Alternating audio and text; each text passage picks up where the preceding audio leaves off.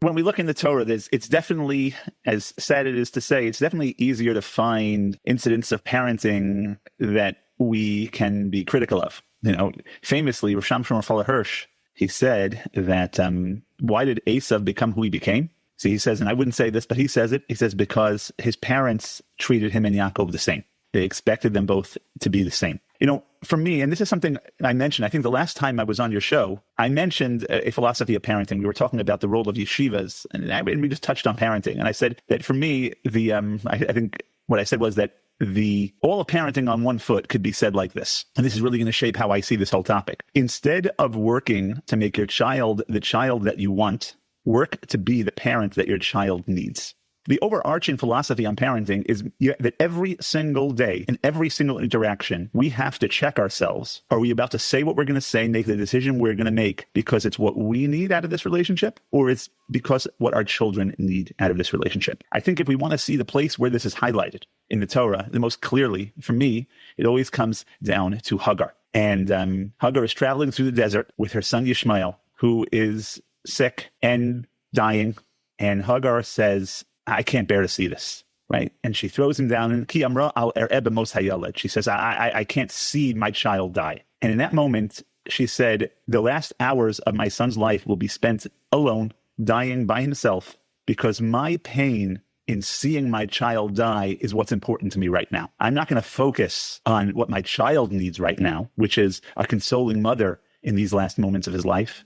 No, I'm going to focus on avoiding the pain that I don't want to handle. And to me, that is such a difference. If we want to look at somebody, who perhaps represents the opposite, we don't see it through too many actions, but Yirmiyahu Hanavi, when he describes Rachel Imenu, he says, Rachel nevaka al baneha. Rachel was crying for her children. Rachel was crying, or in his vision, Rachel does not cry for her own pain. She's crying because of the needs and the pain that her children go through. And to me, that highlights the difference in the approaches of parenting when it's about the parent or about the child. Okay, very good. What would you say are effective ways to discipline nowadays when corrective behavior is necessary? How should a parent go about doing it, leaving aside any physical contact? So what I'll say now is for an ideal. And obviously, no two situations are the same and no two situations are ideal. But the ideal is that if there's a healthy bond and attachment between parent and child,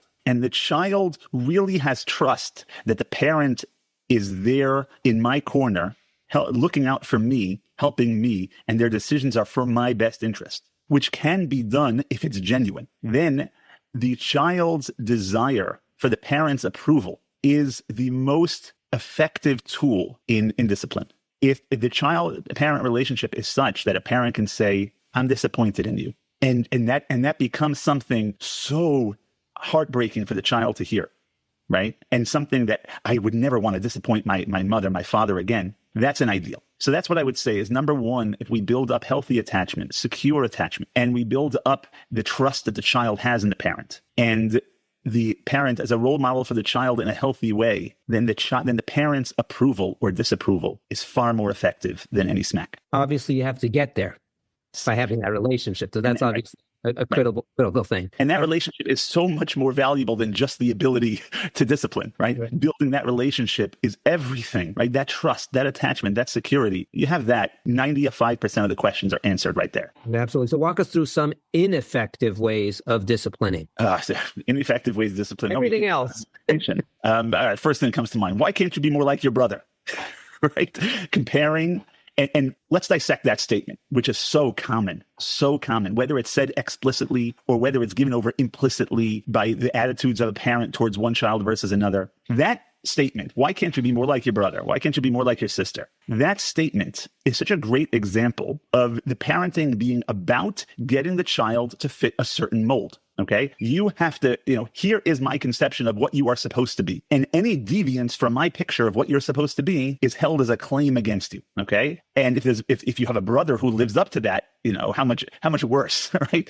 So ineffective forms of parenting are parenting that holds you accountable for not being someone that you're just not. Right. Being held you accountable for being something or for meeting things that you don't know how to meet. Right? Why can't you pay more attention in class? Right? That's a common one.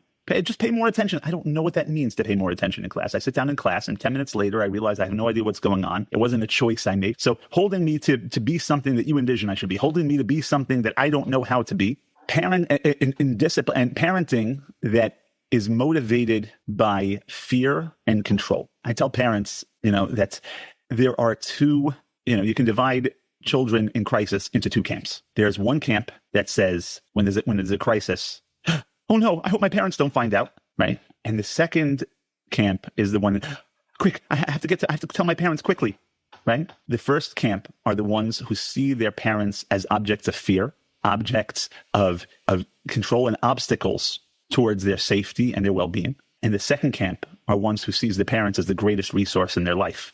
And when kids are young is when it's established which view of their parents they're going to have. And the parents who operate out of fear and control, and if you don't do what I say, these are the consequences. You're going to lose your privileges or all of that. And that's the primary mode of parenting. Fear of you have to be fearful because I'm in control. What happens the moment the parent has less control? Kids get to a certain age, they get to be 14, 15, not to mention 17, 18, right? When the parents have far less control than they think they do. If the only means of connecting and parenting your child you had was fear and control, so now that fear and control are gone, and then the parents are going to say, our children are out of control. They don't listen to us. How come they don't listen to us? Why don't they? Because all you were was an obstacle. You were an object of fear, and they're not afraid of you anymore. So there was no other connection. Okay, so critical is work on the relationship, obviously. That's critical. That should start when much younger.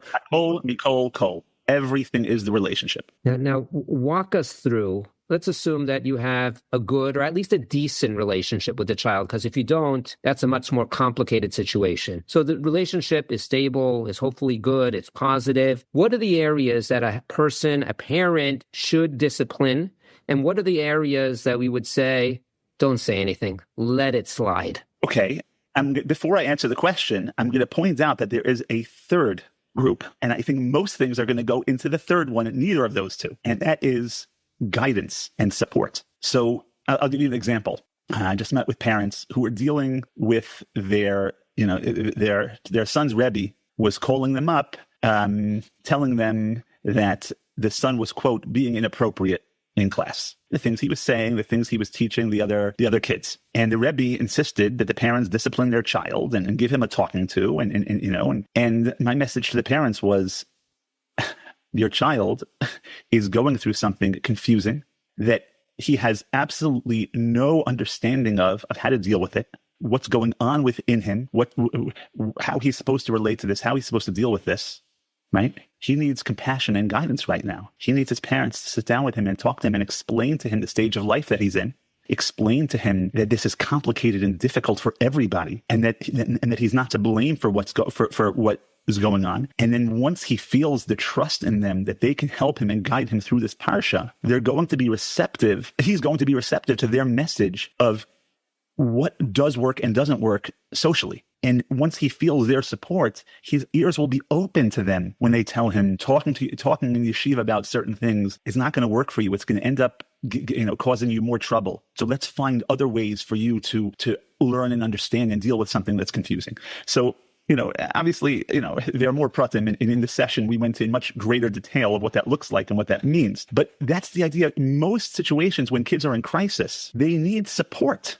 They need guidance, which again only happens if they have security in the relationship, right? And again, going back to that, the kids who get in trouble in school and quickly run home to tell their parents, and their parents are going to be like, okay, let's figure out what happened, why this was so difficult for you. And we understand that it was so difficult for you. And let's problem solve. Let's help you learn to deal with this situation in a more effective way. That to me is chinuch. So that is going to cover 90% of situations, right? What should you look away from? What should you ignore? Things that children will outgrow and aren't causing anyone really any harm. So things that aren't, things that you can let go of and the child will outgrow, and then if you're unsure about those things, that's something to discuss with somebody who might be more knowledgeable in child development. When are times to discipline? Limit setting. If you have a child who is upset because of what happened in school and having a tantrum at the dinner table and ruining the evening for the entire family. So that's a time to set limits. And that would be a time to say tzadikal. I know you had a difficult day in school today and it's making you frustrated, and that makes a lot of sense. And if you need to yell, scream, and kick and stamp, you can go to the backyard or up to your room and you can tell me all about it later, but you may not wreak havoc on dinner time for the family, right? If a child's having a tantrum in a store and really that's a time for limits. That's a time to say, I understand you're upset and you're allowed to be upset, but I won't let you, and the limits are always about I statements. I won't be okay with this. And we can go into more details what it means to set limits, but I will not let you, ruin the property in this store. I will not let you harass other customers who are here to shop. And that is A, setting limits because the child has to function in society, and B, the child needs to learn that they can't be narcissistic, that what's on their mind dominates their entire world. They need to learn that there are other people here and there are limits in how much they can act and affect other people. So much of what we have been talking about will be dependent on having that good relationship with the parents. Of course. Built over time. So walk us through, I know this can be a skill, but how do you go about acquiring that relationship, acquiring those parenting skills in order to build that strong relationship with your children? And I guess the second question is, if you're in the middle, you have children, they're various ages, and you haven't done it, how do you start? Can you fix what's been broken? So those are two important questions. The easier question is how you start, and that's not an easy question. The number one skill is empathy. Empathy means the ability to see the world from another person's eyes. When your child is in preschool and gets a note home that they bit another student. So how do you handle that? Oh, I better yell at it. This is uncomfortable for me. I got a note home from the teacher. So I'm going to yell. I'm going to put an end to this behavior. Or do you be empathic for a minute and try to imagine in your mind what it's like to feel 3 years old, where your communication skills are very limited and you have these intense emotions that you don't yet have the skills to manage, and you're angry at this other kid for taking your ball. You don't know how to tell the teacher or don't have the skill of communicating your needs to somebody who can effectively manage it. So the anger wells up, and the only thing you know how to do is act aggressively by biting, right? Get into the mindset of what that's actually like, and then ask yourself the question, when I am in this state, what do I need from a parent who loves me and cares about me? And the answer to that question, right, again, like I said, that you can go learn, that you can ask, that you can read in books, that you can consult experts, professionals, or just more experienced parents who you look up to, right? But getting into the mindset of understanding your child's experience, feeling the child's experience, and asking the question, what does the child need from his or her parent right now? And everyday acting. When your child gets off the school bus or comes into shul, get into the mindset of a child who got off the school bus and opens the front door. What facial expression do they need from a parent right now?